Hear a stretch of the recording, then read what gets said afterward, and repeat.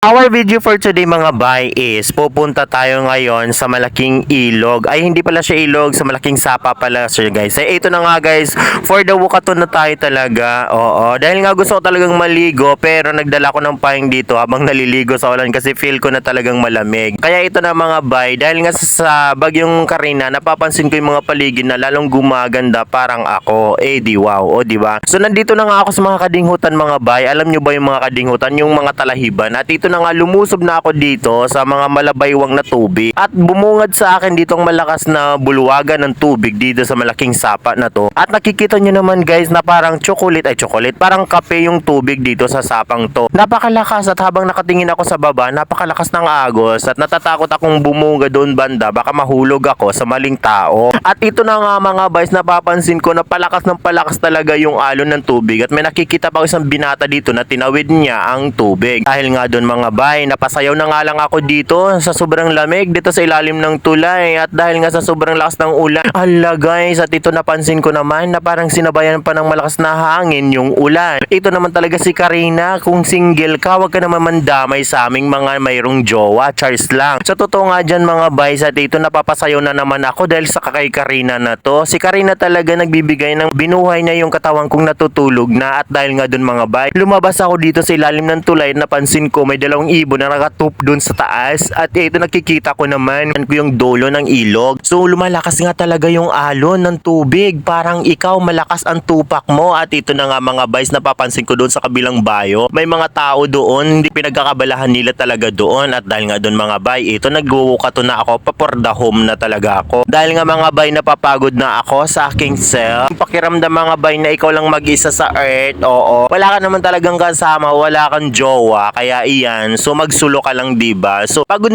na ako dito sa kakasilpi dito sa maladagat na daan. Kaya mga bay, abangan nyo na lang yung aking susunod na video and thank you.